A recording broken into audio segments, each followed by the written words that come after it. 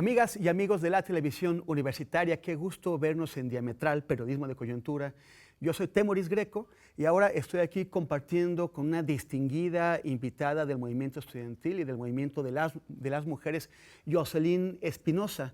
Ella es tesista de filosofía, es de la generación 2014 de la Facultad de Filosofía y Letras de la UNAM y es activista y militante del movimiento de mujeres, de la agrupación de mujeres Pan y Rosas. Bienvenida.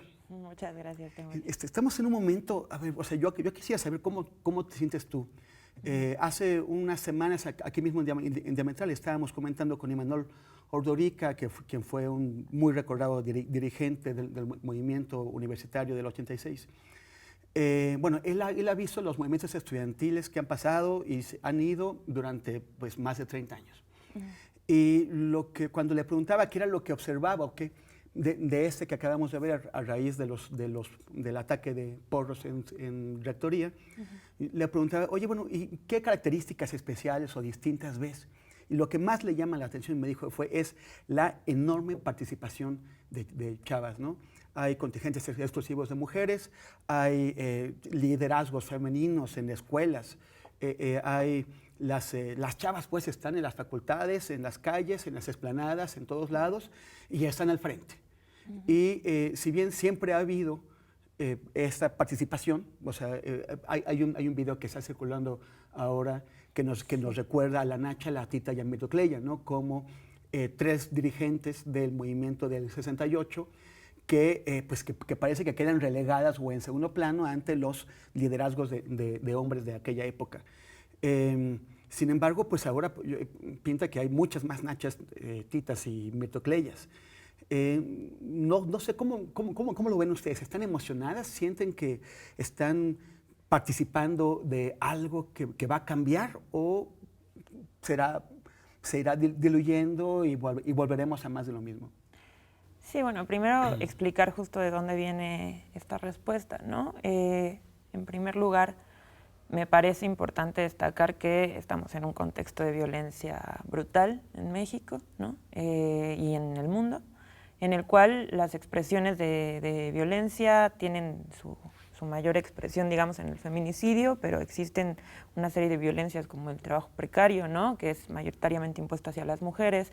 Están tanto la violación como el acoso, que son cuestiones que están invisibilizadas, ¿no? Y digamos un poco la reacción de las mujeres ante ese tipo de situaciones han sido de movilizarse, ¿no? O sea, si nosotros vemos qué ha pasado en los últimos años después de Ayotzinapa, o sea, entre Ayotzinapa y lo que está sucediendo ahora, son movilizaciones de mujeres que salen en contra de la violencia, ¿no? Como el 24A, a nivel internacional, el Ni Una Menos, que comienza en Argentina, pero se extiende por toda América Latina e incluso países de Europa. Es decir, estamos ante la generación de una nueva subjetividad de las mujeres que se compagina, digamos, con distintos factores, ¿no? Por un lado, la violencia estructural que vivimos, por otro lado, las movilizaciones a las que hemos salido y por otro lado también conquistas, digamos, parciales que hemos ido conquistando en estos últimos años o en las últimas décadas, ¿no? Lo que configura es un clima de mujeres que venían organizándose previo al estallido de este movimiento estudiantil que inicia justamente con la represión del 3 de septiembre en rectoría, ¿no? A ver, para quienes no estudiaron filosofía como tú, la subjetividad de las mujeres, ¿a qué nos referimos con esto? Digamos, un espíritu de época, una voluntad de luchar, una voluntad de salir a las calles, una voluntad de comenzar a organizarse ante, digamos, la serie de agravios que hemos sufrido, sí, históricamente, pero que, digamos, en un periodo reciente, con la implementación de la guerra contra el narcotráfico, ¿no? La precarización de la vida en general, que, vuelvo a repetir, mayoritariamente la sufrimos las mujeres, digamos, este contexto de violencia y la respuesta que se genera es esta nueva subjetividad, ¿no? Un espíritu de época, digamos, de mujeres que salen y exigen que se nos deje de violentar. Hace unos días estaba escuchando a una amiga que es adolescente, que tuvo la enorme oportunidad de vivir un año en Europa y acaba de regresar. Y una de las cosas que más pues, la están impactando, que la molestan, es el tema de la libertad con la que se sentía allá y ahora ha perdido esa libertad. La ha perdido en el sentido de que es acosada, de que no puede vestirse como se le antoja, de que no puede caminar sin ser molestada, sin ser hostigada, de que los chicos de su edad se comportan de una forma pues, más agresiva que los que conoció allá. Pero al mismo tiempo veo que muchos hombres, o sea, hay muchas personas, bueno, hombres y mujeres, no lo entienden, no entienden el tema del acoso, no entienden por qué la quejan, no entienden por qué les parece anormal algo que ellos ven normal, ellos y ellas. ¿Nos puedes explicar, nos puedes hablar del acoso? ¿Qué es el acoso? ¿Cómo se sufre? ¿Cómo se siente? Y si es normal o no. Sí, bueno, digamos, iniciando regresando un poco lo que tomaba al inicio acerca del contexto, si nosotros tenemos un contexto en el que se asesinan de 7 a 9 mujeres cada día por cuestiones de género en este país, solo en este país, digamos, las cadenas de violencia o el contexto de violencia que sufrimos las mujeres termina relegando o invisibilizando un montón de prácticas que se normalizan, que se naturalizan, tanto por hombres como mujeres, que digamos es esto a lo que están apuntando a visibilizar esta nueva generación, ¿no? Me parece importante justo el aporte de señalar todo el tiempo que esas prácticas cotidianas, sea en el contexto en el que sea, son, digamos, no hay que naturalizarlas y entran en el contexto de violencia, en el rango de violencia, ¿no? Pero digamos, el puente entre el feminicidio y el acoso sexual es la cuestión de la violación, que también es una cuestión que está invisibilizada, ¿no? O sea, hemos visto casos y, digamos, sentencias brutales en las que, no sé, la violación masiva que sucedió en Veracruz, que de todas maneras no se dio el veredicto de esa manera, ¿no? O sea, son un montón de casos, claro. Y son, digamos, es este puente que si se invisibiliza la violación, perdón, también se invisibiliza el acoso. Ahora, digamos, sí, no, yo también he conocido a compañeras que vienen de otro país y dicen, bueno, es que acá cómo es que pueden vivir si acá el acoso es cotidiano, ¿no? Y digamos, en el contexto universitario comenzamos a ver que no es algo que suceda en un salón de clases, que no es algo que suceda con un profesor, sino que es justamente, digamos, una práctica común o naturalizada o cotidiana, ¿no? Que les cuesta, que por eso es tan importante comenzar a visibilizarlo, para comenzar a visibilizar todas las otras violencias también, ¿no? Ahora, también hay que distinguir, digamos, los planos de la violencia que vivimos, ¿no? O sea, porque por un lado está la violencia estructural o la violencia institucional, es decir, personas que están en cargos de poder que aprovechan ese poder para reproducir la violencia, y otra, digamos, la naturalización que hay de ciertas prácticas al interior de nuestros espacios, ¿no? Que pueden ser las universidades, que puede ser en la calle, que pueden ser en los centros de trabajo, en donde, digamos, no es que estén en una posición tampoco ellos privilegiada, porque igual la están pasando mal, igual la violencia, igual la explotación, pero digamos es parte de esta reproducción del mismo sistema patriarcal, ¿no? Pero entonces existe una diferencia si yo acoso a alguien desde una posición de poder, ¿no? O sea, cuando de alguna forma estoy arriba de esa persona, porque tengo más fuerza por mi autoridad, como parte, como miembro de una academia, o cuando estoy en la calle y posiblemente tengo más fuerza física o algo así, que hace que sea diferente el tipo de acoso que sufren unos y otros, ¿no? Uh-huh. Sí, digamos, o sea, son distintas cosas, ¿no? O sea, una cosa es, no sé, alguien que tiene un cargo grande dentro de la universidad, a los cuales si tienen denuncias no solo por acoso, incluso por otras violencias mucho más fuertes, jamás se les hace nada, jamás se les toca, ¿no? O sea, precisamente por esta posición, pero también hay que contextualizar que, digamos, de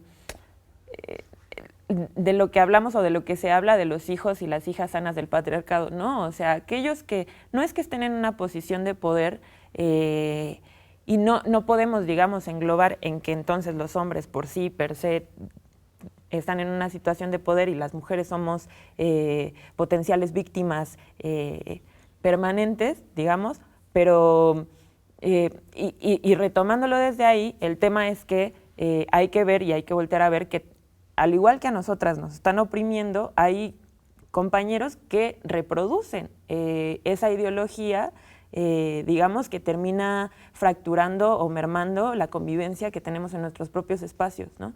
Y a partir de ahí, ¿cómo es que se combate como tal a la violencia que es estructural, que tiene que ver con combatir al Estado, con combatir a las instituciones, que no solamente son omisas, sino que son las que reproducen cotidianamente la violencia en contra de nosotras, el Estado que sienta las bases estructurales para que la violencia en contra de nosotras suceda, y otra cosa es combatir cotidianamente, charlando con los compañeros, decirles, este tipo de actitudes no van, ¿no?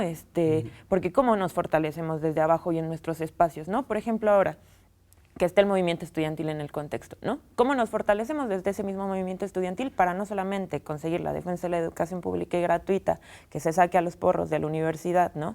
Y la serie de demandas que se tienen como en el rubro estudiantil, y también toda esta serie de puntos del pliego petitorio que tienen que ver con género, ¿no? Que, digamos, hablando un poco de lo que charlábamos al inicio, de cuáles son o por qué están saliendo, bueno, un poco también el reflejo de que están saliendo tantas mujeres y se están poniendo al frente, o nos estamos poniendo al frente, está dentro del pliego petitorio, ¿no? Entonces, como eso lo hacemos de manera real, digamos, también generando dinámicas distintas y colectividades distintas al interior del mismo movimiento estudiantil o de las universidades en conjunto con nuestros compañeros. Mencionabas el caso de los porquis, ¿no? También ahora en España está todo el mundo con el tema de la manada, ¿no? La violación de una muchacha por 5 tipos ebrios, muchísimo más grandes que ella, que además les pareció tan gracioso que lo grabaron en video y lo subieron a redes sociales. Y sin embargo, están todos libres, ¿tiene que ver que la justicia sea administrada por hombres? Pues me parece que más bien tiene que ver con que la justicia está administrada por el sistema capital. O sea, las leyes a quienes les sirven, ¿no? A aquellos que tienen una posición de poder, no poder hombre-mujer, sino poder económico, ¿no? Digamos, a las clases altas, que son las que, digamos, porque estos personajes no es casual que pertenezcan a esas clases, ¿no? Las leyes están administradas por esa gente. Sí. Estamos llegando a la mitad del programa, estamos conversando con Yoselyn Espinosa y vamos a volver después de esta pausa promocional. Estamos de regreso en Diametral, periodismo de coyuntura. Soy Temoris Greco y estamos conversando con Yoselyn Espinosa y nos estaba explicando que el tema de la justicia de las leyes es una cuestión estructural, no sistémica. No es tanto de quién la imparte, sino quién la elaboró, quién la aplica. ¿Cómo es? Sí, bueno, porque parte de quién la imparte es quién la elaboró y para quién sirve, ¿no? O sea, digamos, hablamos de un sistema penal no solamente en México, sino a nivel mundial, más allá de que acá se habla de que es mucho más brutal, pero digamos, las cárceles no están llenas de gente culpable, están llenas de gente que no puede pagarse un abogado, ¿no? Digamos, un padre que tuvo que robar, no sé, un producto de una tienda para alimentar a sus hijos, ¿no? Entonces, no se trata de que entonces la justicia la están impartiendo los hombres y por tanto es más favorable hacia ellos, sino que, por ejemplo, o sea, la cuestión es, si el capitalismo o el sistema capitalista genera este sistema penal, pero también retoma el patriarcado para profundizar la explotación y la opresión hacia las mujeres, hacia un grupo en específico que somos las mujeres y más aún las trabajadoras, digamos, se agarra desde ahí para poder, digamos, dejar en el imaginario que si te llega a pasar ese tipo de cosas, si eres una persona que no está en un sector privilegiado de clase, vas a quedar en total impunidad, que fue básicamente lo que se reprodujo durante muchos años con el tema del feminicidio, que no se juzgaba como feminicidio y que fue toda una lucha por parte de las madres de víctimas que querían visibilizar el tema del feminicidio como un problema, digamos, como un fenómeno extendido, ¿no? Y a partir de ahí, porque se tenía que ver desde otro lado y no solamente eran como eventos azarosos o un asesino en serie, ¿no? Una subjetividad sí, un tipo de se piró y lo comenzó a hacer, sino hablamos de bases estructurales que generan que la violencia llegue a ese nivel, ¿no? Esto me parece muy oportuno lo que acabas de comentar, sobre todo porque pues hace poquito vimos el caso de Juan Carlos, este feminicida del Estado de México, que mató a un número de mujeres, todavía no queda muy claro cuánto, pero que lo pudo hacer a lo largo de años con plena impunidad. La historia parece ser la locura del tipo, como si fuera un fenómeno aislado, individual, algo que se salió de control, y no un fenómeno que está ocurriendo cotidianamente y que se permite que ocurra y que se mate a mujeres con plena impunidad. ¿No? Pero regresemos al ámbito universitario. Este programa se llama A Medio Siglo del 68, las mujeres toman el movimiento estudiantil. ¿Por qué han sentido las mujeres que era necesario salir de las aulas? Me refiero a estudiantes, pero también a académicas, a trabajadoras universitarias de la UNAM y de tantas otras instituciones.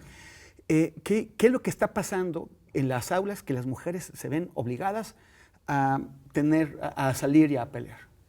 Sí, es la cuestión no solo lo que pasa en las aulas, sino lo que está pasando a nivel nacional, ¿no? Las primeras, digamos, esta nueva, si podemos hablar de una ola, comenzó no en las universidades, sino en las calles, ¿no? Con movilizaciones masivas en contra de la violencia que tienen que ver con el feminicidio, denunciando el feminicidio, porque el 24A, hace 3 años, me parece, 2 años. 2015. Ajá, 2015, hace 3 años ya, surge a partir de la demanda de Vivas Nos Queremos, ¿no? Y digamos, el retomarlo los 8 de marzo, ¿no? El retomar las movilizaciones en contra de la violencia, por ejemplo, el 25 de noviembre, el próximo 25 de noviembre, se conmemora, por así decirlo, el Día Internacional en contra de la Violencia hacia las Mujeres, y muy probablemente estos sectores vamos a volver a tomar las calles, ¿no? Pero digamos, comienza ahí, comienza con la denuncia de qué está pasando. Ahora, en el contexto específico de la universidad, hay algo que rompe, si bien habían o existíamos grupos que veníamos denunciando al interior de las universidades el problema de la violencia, digamos, hay algo que irrumpe en la escena dentro de la universidad, que es el feminicidio de Lesbi, que es, digamos, el romper una burbuja que parecía libre de violencia, ¿no? Pero digamos, pensando en el contexto nacional, es paradójico pensar que al interior de la universidad no se van a reproducir ese tipo de violencias. Evidentemente no nos esperábamos que ocurriera un feminicidio al interior de Ciudad Universitaria, o al menos no tan pronto, pero digamos es algo que irrumpe y genera, digamos, una reacción por parte de muchas de nosotras, ¿no? Desde Pan y Rosas nos sentamos nos plantamos a denunciar no solamente el caso de Lesbi en específico, sino hablar que era parte justamente de un contexto de violencia feminicida que existe a nivel nacional, y que, digamos, el caso de Lesbi lo que revela es qué hacen las instituciones, qué hacen las autoridades, qué hace el Estado ante este tipo de casos, pero en chiquito, ¿no? Porque Rectoría no movió un dedo, ¿no? Digamos, se vuelve a revelar el carácter que tiene de la impunidad que hay para los casos de violencia hacia las mujeres, pero al interior de Ciudad Universitaria, al interior de las universidades. Y bueno, a partir de ahí, una serie de casos, digamos, la desaparición de Mariela Vanessa, que es una compañera que estudia en mi facultad, ¿no? De Miranda Mendoza, que era una compañera de CCH Oriente, y una serie de casos que comienzan a trastocar a la comunidad universitaria, que digamos es un sector privilegiado, entre comillas, por digamos el acceder a la educación, ¿no? O sea, porque es muy reducido, ¿no? Pero que esa violencia en realidad era algo que veníamos denunciando que sucede cotidianamente, ¿no? Todos los días se asesinan de 7 a 9 mujeres en el país, ¿no? En la Ciudad de México desaparecen a 3 mujeres al día. En el Estado de México las cifras son brutales, ¿no? Y está aquí al lado, pues. Entonces, el tema es, esta combinación de factores entre el contexto nacional y la reacción que ocurre a nivel nacional y después también que, digamos, esta violencia comienza a avanzar dentro de nuestras universidades, que se expresa con esos casos, pero que de manera cotidiana se viene denunciando el acoso sexual, ¿no? El abuso sexual, digamos, las prácticas o la reproducción de prácticas machistas al interior de las mismas universidades, ¿no? Entonces, digamos, de ahí deviene un poco la necesidad de salir a las calles desde antes, ¿no? O de tomar nuestras aulas para discutirlo o de tomar las universidades para discutirlo, ¿no? Dices que lo de las prácticas más machistas, ¿no? Y hay esta reproducción que también mencionabas hace un momento, que hacen muchos compañeros de este machismo. Pero en muchos casos es inconsciente. ¿Cómo se puede un hombre dar cuenta de que está reproduciendo estas prácticas, esta ideología, esas tradiciones? Sí, la cuestión es justo cómo generamos de conjunto colectividades distintas, ¿no? Porque es muy difícil que un varón insertado en un sistema de esa manera, o incluso nosotras como mujeres, ¿no? O sea, nos demos cuenta de ciertas prácticas que reproducimos cotidianamente, pero digamos, pasa desde que yo como compañera me siento, digamos, con la capacidad de discutirte a ti, compañero, de decirte, mira, esto que estás haciendo está mal. ¿Y cómo generamos una moral distinta, tanto para mujeres como para hombres, para que las mujeres no nos sintamos como víctimas, que no podemos entonces discutirle a nuestros compañeros de clase cuáles son los problemas y por qué está mal que reproduzcan un chiste, un comentario, que se rían de que si el profesor dijo X, Y, Z, ¿no? O sea, la subjetividad de las mujeres de no concebirnos como víctimas y entonces sentirnos capaces de decirle, mira, sé que no la ves porque sé que tienes naturalizado y probablemente yo también no vea muchas cosas, pero no va por aquí, ¿no? Y digamos, la disposición que pueda haber por parte de los compañeros, ¿no? De avanzar de conjunto y de combatir al interior de nuestros propios espacios ese tipo de prácticas o conductas. Ahora, ¿cómo se hace eso? O sea, ¿cómo? O sea, primero debes tener la disposición de escuchar y de darte cuenta y de ver, ¿no? Y después de escuchar y debes entender. Vale, bueno, ya entendiste. Ahora, los compañeros que están en las universidades y que dicen, tenemos que hacer algo para corregir todo esto, ¿cómo pueden participar? ¿Cómo deberían hacerlo? Pues bueno, nosotras hemos sostenido que la lucha por nuestros derechos y en contra de la violencia hacia las mujeres no es que sea una lucha separada, o sea, no es como que hay los varones que solidarios que son, sino para reforzar, digamos, las luchas de los trabajadores, de los estudiantes y de los sectores movilizados. Es importante y es esencial que ante un contexto de violencia hacia las mujeres tan exacerbado, retomen también ese tipo de demandas, no por solidaridad, sino porque es, digamos, una lucha de conjunto porque tenemos enemigos en común, que es un Estado capitalista que es el mismo que sienta las bases de la violencia en contra de nosotras, es el mismo que hoy está intentando avanzar en contra de la educación pública y gratuita, es el mismo que quiere que ha avanzado con los megaproyectos, que avanzó con la militarización, que, digamos, o sea, tenemos un objetivo en común y a partir de ahí pensar que, o sea, primero para dejarlo más en claro, no es una cuestión de solidaridad, sino que, digamos, es una cuestión de cómo unimos fuerzas para golpear un objetivo en común. Ahora, ¿cómo se hace cotidianamente? Pues es eso, ¿no? O sea, no basta con yo llegar un día con un compañero y decirle, mira, X, Y, Z, sino que es una práctica en común cotidiana, ¿no? Digamos, de todo el tiempo estar marcando cuáles son las problemáticas, ¿no? Pero digamos, cuando se entiende profundamente o cuando los compañeros varones entienden profundamente la necesidad de no reproducir eso, porque, digamos, pueden imposibilitar subjetivamente a las compañeras, ¿no? Pueden,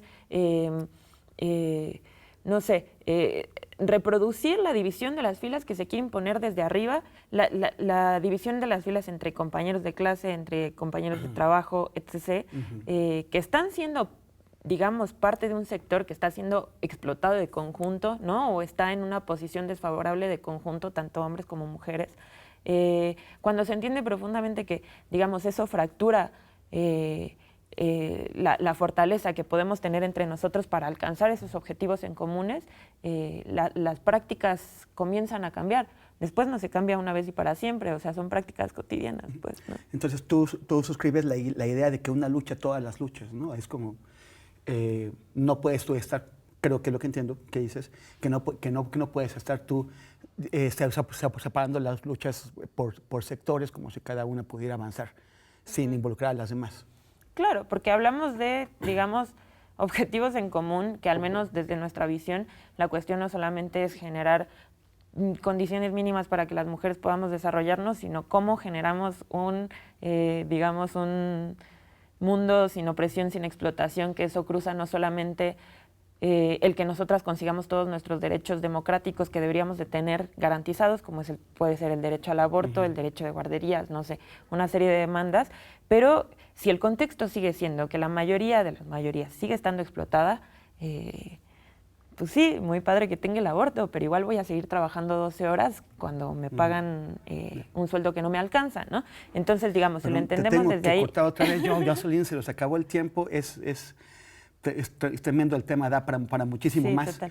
Pero bueno, creo que los puntos básicos están planteados. Muchísimas gracias y nos vemos el próximo sábado en Diametral. Ojalá que pronto puedas regresar otra vez para que podamos seguir conversando. Muchísimas gracias, amigas y amigos, nos vemos pronto.